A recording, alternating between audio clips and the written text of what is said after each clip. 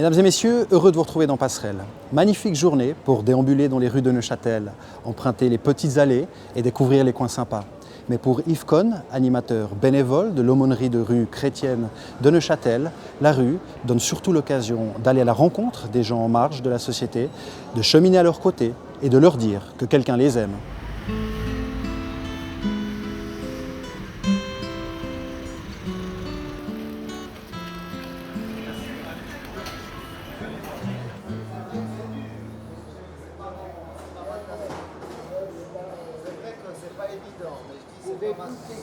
Bonjour.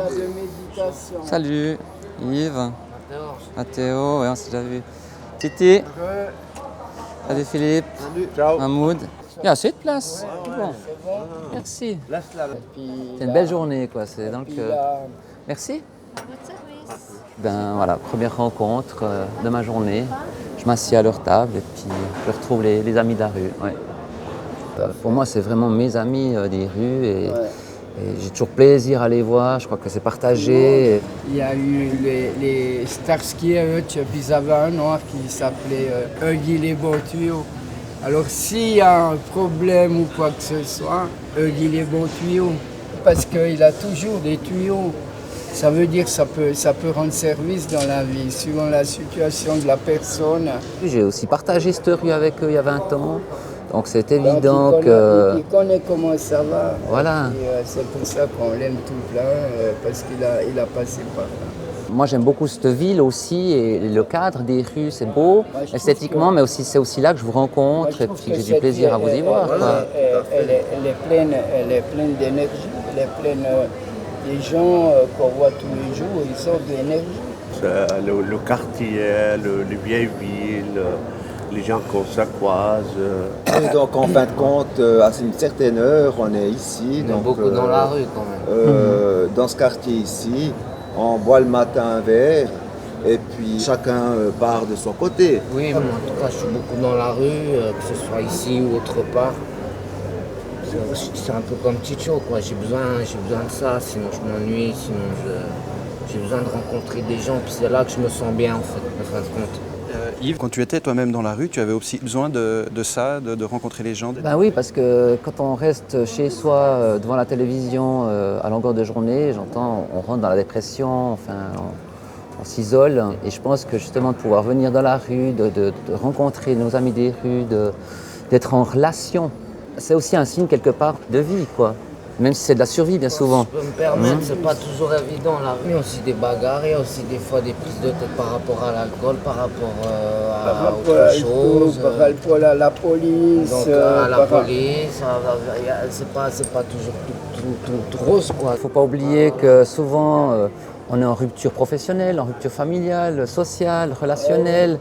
Donc quelque part, il ne reste plus que justement cette rue. Et puis cette rue, il se passe des choses difficiles entre eux. Il y en a à certains moments où ils s'arnaquent et puis le lendemain, ils sont de nouveau tout copains. Il y a les galères, mais il y a aussi la solidarité. Il y a les deux aspects. Puis on ne changera pas, et puis c'est pas le but. Oui. Tipi. Ciao. Pourquoi on ne s'en sort pas de cette rue pour finir? Je pense que chaque individu a une histoire, un parcours unique, qui est pour moi une histoire sacrée. Et peut-être qu'ils n'ont pas forcément tous les ressources, le ressort pour rebondir. Je crois que la société aussi, qui est dans la rentabilité, ne permet pas forcément de retrouver un job, un appartement facilement, etc. Donc c'est juste pas évident.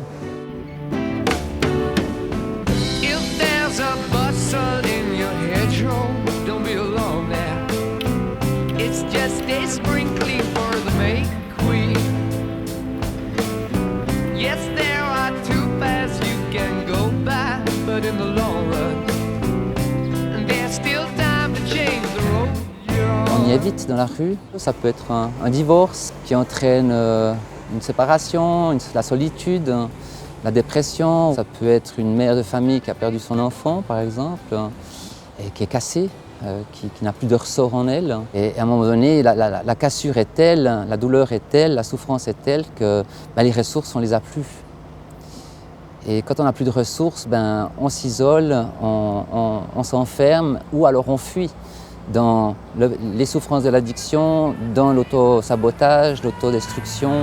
To you,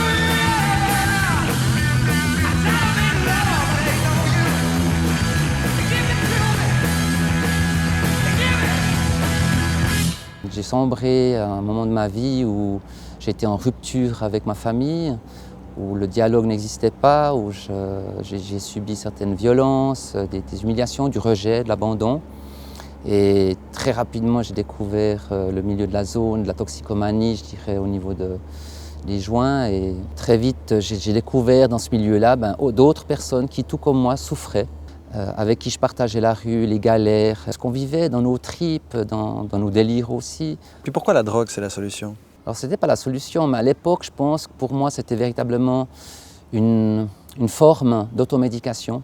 Je souffrais moins. Ça a annihilé un petit peu mes émotions, mes sentiments. Je m'automédiquais sans me rendre compte que c'était une automédication. C'est après un travail en thérapie, en psychothérapie, que j'ai découvert les schémas que j'avais mis en place pour justement survivre, vivre avec mes émotions, avec mes souffrances, avec mes peurs. Et dans la survie, on y développe des schémas de survie. Donc on va trouver des combines pour s'en sortir. Moi je passais mes journées à attendre mon dealer, à attendre qu'est-ce que je vais manger, qu'est-ce que je vais faire ce soir, quand c'est que va tomber mon argent, enfin comment je vais m'en sortir. Donc on est véritablement dans un état de survie.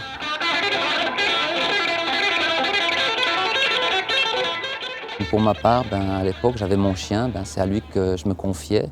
Il était là dans toute mon intimité, 24 heures sur 24. Je pense que si je suis en vie encore aujourd'hui, je le dois aussi à lui, qui m'accueillait, qui ne me reprochait rien. Si j'avais dormi longtemps le matin, que je ne l'avais pas encore promené, il ne m'en voulait pas, il ne me faisait pas de reproches. Mais c'est un chien. Oui, tout à fait. Mais c'est un être vivant. Et quand on apprend à connaître le chien et l'être vivant qu'il est, on voit qu'il n'a peut-être pas la parole, mais il communique. Et on peut communiquer avec lui et il comprend très bien les choses. Je me souviens que j'étais des fois assis ou allongé sur mon canapé, à glander, à être dans la dépression, à me mal aller. Et puis tout à coup, c'est lui qui venait et puis il me disait hey, « oh, t'es pas tout seul, puis j'ai envie de sortir ». Donc ça me poussait à devoir me lever, à devoir sortir avec le chien. Donc du coup, il y avait une sorte d'hygiène de vie qui se mettait en place à mon insu, sans que j'en ai vraiment conscience. Mais c'est vraiment ce chien qui m'a amené à avoir une hygiène de vie puis prendre soin de lui. Donc, arrêter de tourner sur ce je me moi, comme j'ai fait pendant des années, sur ce je me moi, la victime et tout. Et après, voilà, j'ai pu passer gentiment à l'autre, à tu, à vous, à nous. Et ça, c'est le dépassement. Et je pense que c'est peut-être un des pas qui m'a fait sortir de la survie, puis de rentrer vraiment dans la vie. Qu'est-ce qui a été le déclic pour vous en sortir? Avant tout, mes enfants. Pour eux, je devais m'en sortir. Je ne pouvais pas continuer comme ça parce que j'allais à la mort, quoi. Et à un moment donné, j'ai aussi pris conscience que j'avais véritablement tout perdu. J'ai fait une formation de mécanicien de précision, j'avais un emploi, j'étais marié et j'ai tout perdu. D'ailleurs, je peux même dire, je me suis retrouvé dans un hôpital en chemise blanche avec plus rien, mais plus rien du tout, ni familial, ni matériel, ni professionnel, ni social, ni amical. Je me suis retrouvé à nu. Qu'est-ce qui se passe dans la tête à ce moment-là? C'est juste flippant, c'est juste... j'ai envie de me cacher, j'ai envie de m'enterrer, j'ai envie... Puis en même temps, non, il y a des gens qui sont là, autour de moi. Je me souviendrai toujours d'une parole dans cet hôpital où je ne mangeais pas et la personne me disait « Mais tu sais, les gens qui sont en cuisine, ils te font à manger avec amour. » Ça m'a touché. Et j'ai fait l'effort de manger. Voilà, ça commence par des choses comme ça. S'en sortir, c'est faire un effort de manger, de se prendre une douche, de s'habiller, de sortir, de reprendre.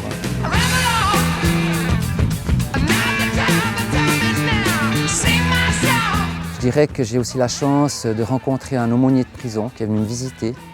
Il s'appelait Frère Léo, je dis s'appelait parce qu'il est décédé il y a 2 ans. Il est venu me visiter et il est venu dans la gratuité, avec un regard qui était dans le non-jugement, dans l'espérance. Il n'est pas venu avec une Bible et des bondieuseries, il est venu avec un paquet de cigarettes et une plaque de chocolat. Il est venu me rejoindre là où j'étais, avec un regard de tendresse qui ne me dévisageait pas, mais qui m'envisageait, qui n'a pas posé un jugement ni un diagnostic fermé, mais qui a envisagé justement un pronostic favorable, que j'étais quelqu'un, que je pouvais m'en sortir, que je pouvais devenir quelqu'un. Et puis il y a une amitié qui est née avec cet homme de Dieu, cet homme engagé. Et j'ai fait 20 ans de chemin avec lui, à ses côtés. Frère Léo, il a été rencontré plein de personnes en prison, dans la rue, à domicile.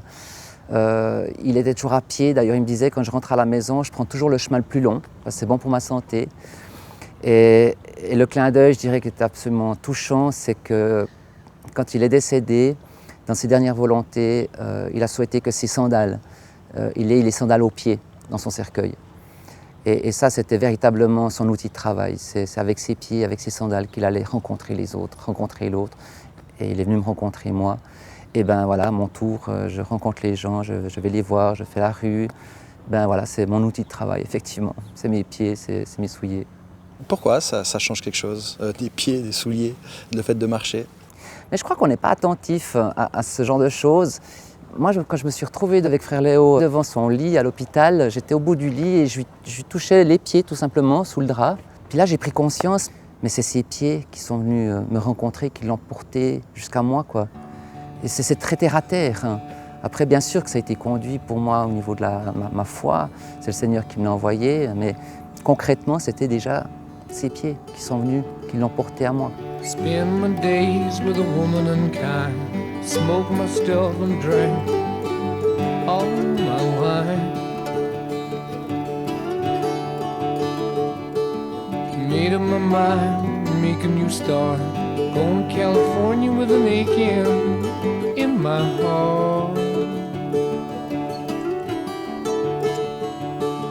Someone told me there's a girl out there with love in her eyes and flowers. Ça va bien? Ouais, extra. Ciao, Seb. Ouais, on se retrouve tout à l'heure dedans? Ouais. Hein? Ça marche. Alors à tout à l'heure. Ah ouais, quand j'arrive dans un lieu qui pour moi est le réseau, et je rencontre chaque personne, je vais le saluer. Et en plus de ça, je crois que c'est aussi important de se rappeler de son prénom. C'est quelque chose, c'est une dernière chose qui lui reste. On a vécu quelque chose de particulier, un enterrement par exemple d'un usager d'ici, où le pasteur n'a pas donné le bon prénom. Et vraiment la réaction des gens de la rue était juste révoltée, qu'on ne l'appelle même pas par son prénom. Il lui restait plus que ça. Sœur Véronique, vous êtes la religieuse un peu pour ces gens de la rue? Peut-être la religieuse, mais je pense d'abord la grand-mère. Parce que pour moi, enfin pour eux, je suis la personne, disons, adulte, vieille, ça faut le dire. Je me permets de leur dire n'importe quoi, si c'est nécessaire, de les engueuler si c'est nécessaire. Et ça passe, je pense, de par mon état. C'est pour ça que j'aime pas passer comme sœur. Je suis d'abord une femme. Maintenant, le costume, c'est mon costume. Il peut être attirant et repoussant. Et dans les bistrots, on m'a nargué. Qu'est-ce qu'elle fait, cette nonne-là? Et je comprends très bien. Alors à ce moment-là, je ne peux pas dire, mais je suis une religieuse ou n'importe. Je lui dis, si tu veux discuter, tu t'assieds, parce que je ne peux pas avoir le torticolis en te parlant. Et ça désamorce tout. Parfois, on m'a demandé justement des choses plus importantes sur la Vierge, sur le diable, sur un tas de trucs comme ça. Si je peux répondre, je réponds. Sinon, je dirige vers quelqu'un qui est beaucoup plus à même de répondre. Qu'est-ce qui fait que vous êtes accepté en tant que religieux ici? Parce qu'on ne fait pas de prosélytisme. Je crois qu'on ne cherche pas du tout à attirer l'autre. D'ailleurs, dans ma démarche, ce n'est pas moi qui vais parler de Dieu en premier. Ça sera la personne qui va peut-être ouvrir cette dimension spirituelle, cette demande ou ce partage. Mais c'est elle qui le fera. J'étais convoquée par le docteur Porchet. Et là, il m'a dit, mais je ne veux pas de prosélytisme. Bien sûr, avec l'habit, il pensait que j'avais pas de prosélytisme. Et puis, je vais vous faire donner une pièce. Et puis, on marquera un écriteau échange spirituel. Je lui ai dit, je veux ni pièce, ni écriteau, donnez-moi un tablier de cuisine. Et puis, au bout de 3 mois, j'ai demandé à M. Porchet. Il m'a dit, pas de problème, continuez comme ça, c'est ce qu'on veut. Pourquoi un tablier de cuisine? Mais parce que moi, je ne sais pas aller en faire un entretien spirituel. Moi, je sais bosser. Les personnes sont là, dans les rues, comme on le voit, et elles sont dans les réseaux, comme l'espace, comme le dispensaire, à la lanterne, ici au 13. Donc, si je veux les rejoindre, je dois aller là où elles sont. Elles ne vont pas être à l'église, on ne va pas les trouver dans nos églises. Donc, si on veut les rejoindre, il faut aller les rejoindre là où elles sont. Tu dis, on ne va pas les retrouver à l'église. Mais attention, à Noël, on arrive à aller avec ceux qui le veulent, bien sûr, avec eux jusqu'à l'église rouge où ils assistent à la messe et où le curé leur laisse toujours les premiers bancs. C'est, comme disait saint Vincent de Paul, nos seigneurs et nos maîtres. Pour moi, c'est important de travailler avec Yves parce que pour moi, Yves, c'est vraiment la continuation de Frère Léo. Et tu viens de le dire, tu as un regard profond mais non jugeant. Et puis ce regard, ça permet à l'autre de se sentir, s'il est d'accord de te regarder dans les yeux, de se sentir rejoint au plus profond.